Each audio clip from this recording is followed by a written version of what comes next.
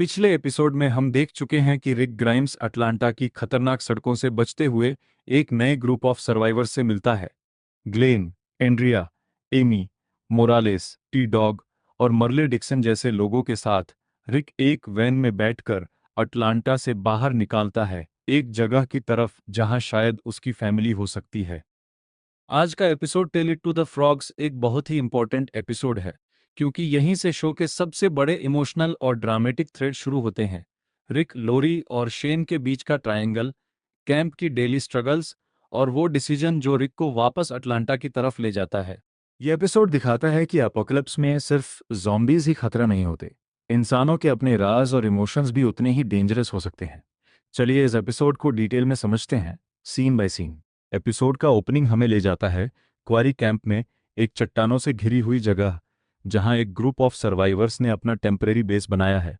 Camera slowly पन करती है टेंट्स, कैंप फायर्स और एक पुरानी आरवी पर, जिससे हम समझ जाते हैं कि ये लोग काफी दिनों से यहाँ रह रहे हैं और एक रूटीन सेट कर चुके हैं।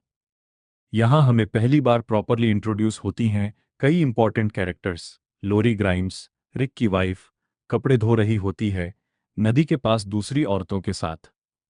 उसका बेटा कार्ल, जो लगभग 12 साल का है, दूसरे बच्चों के साथ खेल रहा होता है, एक नॉर्मल बचपन जीने की कोशिश कर रहा है इस एबनॉर्मल दुनिया में भी। शेन वॉल्श, रिक का पुराना पुलिस पार्टनर, कैंप के अराउंड पेट्रोल कर रहा होता है, एक प्रोटेक्टर की तरह, लेकिन उसके बॉडी लैंग्वेज से कुछ और भी झलकता है जो हम आगे समझेंगे। कैंप के दूसरे मेंबर्स भी दिखते हैं। डेल, एक बुजुर्ग आदमी जो अपनी बड़े आरवी का मालिक है और जिसे सब लोग एक क्वाइट विजडम के लिए रिस्पेक्ट करते हैं।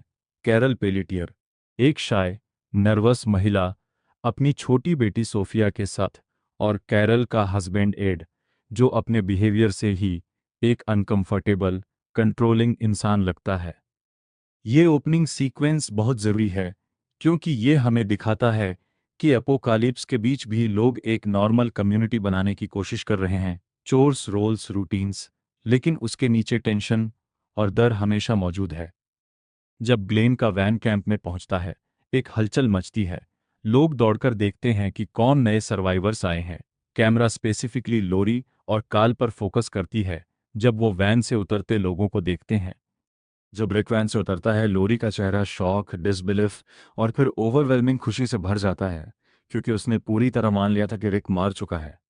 काल सबसे पहले रिएक्ट करता है, वो डैड चिल्लाकर दौड़ता है और अपने फादर को गले लगा लेता है।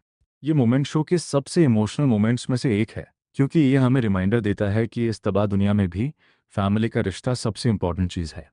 लोरी भी दौड़कर रिक को गले लगाती है, रोते हुए पूछती है कि वो जिंदा कैसे बचा। रिक उन्हें शॉर्ट में बताता है अपनी कोमा वाली कहानी और मॉर्गन के बारे में। लेकिन इस खुशी भरे मोमेंट के बीच कैमरा एक छोटा सा कट लेती है शेन की तरफ, जिसका चेहरा कॉम्प्लिकेटेड इमोशंस दिखाता है, रिलीफ भी, गिल्ट भी और एक छुपी हुई एंग्जाइटी भी। ये एक सटल लेकिन बहुत पावरफुल विजुअल हिंट है कि कुछ ऐसा है जो शेन छुपा रहा है। अगला हिस्सा एपिसोड का हमें दिखाता है कि कैंप कैसे चलता है। हर किसी का एक रोल है। कुछ लोग पानी लाने जाते हैं नदी से, कुछ खाना ढूंढते हैं नियर बाई जंगल में, कुछ वॉच ड्यूटी पर रहते हैं ताकि कोई वॉकर पास ना आ सके। एंड्रिया और उसकी छोटी बहन एमी एक स्वीट क्वाइट मोमेंट शेयर करती हैं। एमी फिशिंग कर रही होती है और एंड्रिया उसके साथ बैठी होती है। दोनों थोड़ी देर के लिए नॉर्मल लाइफ जैसा फील करते हैं, हंसी मजाक करते हुए।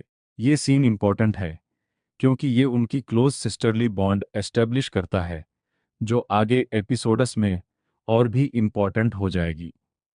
रिक नए सर्वाइवर्स में से एक होने के नाते धीरे धीरे कैंप में घुलने मिलने की कोशिश करता है। वो डाले से बात करता है, जो यूज कैंप की हिस्ट्री और रूल समझाता है। डेल रिक को बताता है कि कैसे ये सब लोग अटलांटा के केओस से भागकर यहाँ पहुंचे थे और कैसे उन्होंने धीरे धीरे एक वर्किंग कम्युनिटी बनाई।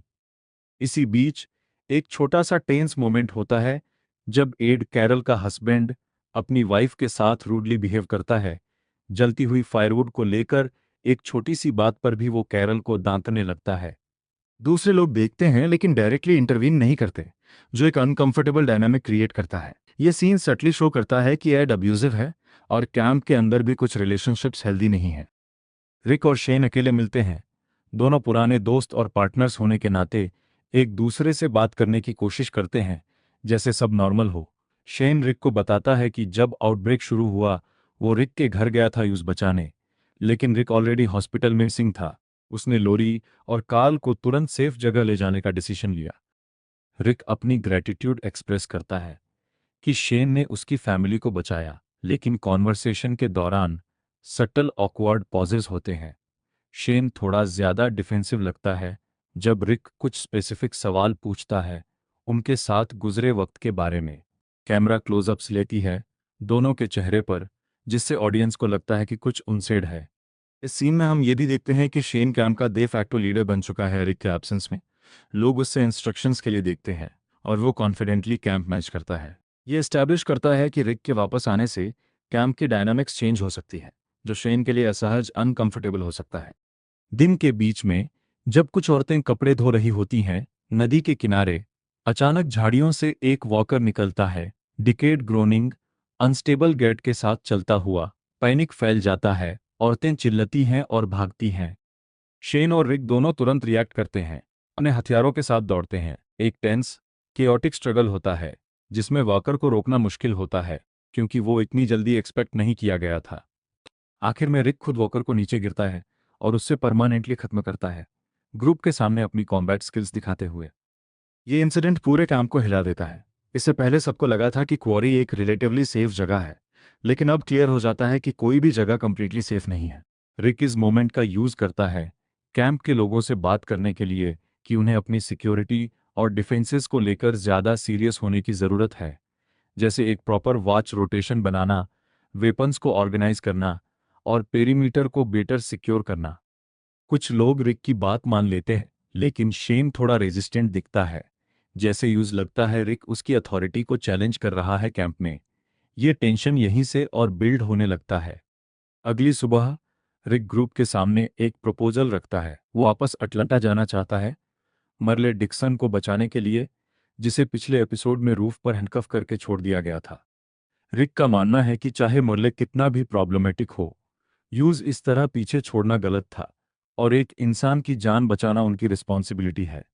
ये प्रपोजल ग्रुप में मिक्स रिएक्शंस लेके आता है। कुछ लोग, जैसे टी डॉग, गिल्ट महसूस करते हैं क्योंकि वही मर्ले को छोड़ के भागा था और वो इस रेस्क्यू मिशन में शामिल होने के लिए रेडी होता है। दूसरी तरफ कुछ लोग, खासकर वो जो मर्ले के रेसिस्ट और वायलेंट बिहेवियर से दुखी थे, सवाल उठाते हैं कि क्या इतना रिस्क लेना ज़रूरी है एक ऐसे इंसान के लिए जो खुद इतना डेंजरस है।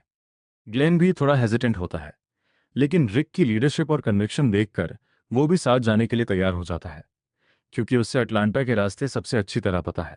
एक छोटा सा टीम बनता है, रिक, ग्लिन और टी डॉग, जो अटलांटा वापस जाएंगे। इस सीन में हम रिक के कैरेक्टर का एक इम्पॉर्टेंट पहलू देखते हैं, उसकी स्ट्रॉन्ग मॉरल कंपास, जो यूस अपने पुलिस ऑफिसर वाले प्रिंसिपल्स को इस नए वर्ल्ड में भी फॉलो करने पर मजबूर करती है, चाहे वो कितना भी मुश्किल क्यों ना हो। जैसे ही रिक, ग्लेन और टी डॉग निकालने की तैयारी करते हैं, कैंप में बाकी लोग अपनी चिंता एक्सप्रेस करते हैं। लोरी रिक से डायरेक्टली पूछती है कि क्या ये ज़रूरी है, वो अभी अभी मिला है और अब वापस खतरे में जा रहा है। एक छोटा इमोशनल एक्सचेंज होता है जहां रिक लोरी को अश्योर करता है कि वो बहुत जल्दी वापस आएगा और ये उनकी रिस्पॉन्सिबिलिटी है एज अ कम्युनिटी कि वो हर इंसान को बचाए, चाहे वो कितना भी मुश्किल क्यों ना हो। कार्ल भी अपने फादर को फिर से जाते हुए देखकर अपसेट होता है। अभी अभी मिला है और अब वापस जा रहा है। ये सीन फैमिली के इंटरनल कॉन्फ्लिक्ट को हाईलाइट करता है, सर्वाइवल और मोरालिटी के बीच का बैलेंस। शेन भी एक कॉम्प्लिकेटेड मोमेंट शेयर करता है। रिक के साथ जाने से पहले दोनों के बीच थोड़ा सा टेंशन अभी भी मौजूद है, लेकिन प्रोफेशनली वो रिक को सेफ जर्नी विश करता है।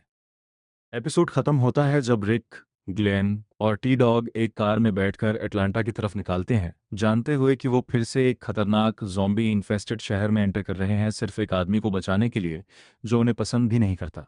कैमरा उनकी गाड़ी को दूर जाते हुए दिखती है, क्वारी कैंप से दूर, एक अनसर्टन मिशन की तरफ।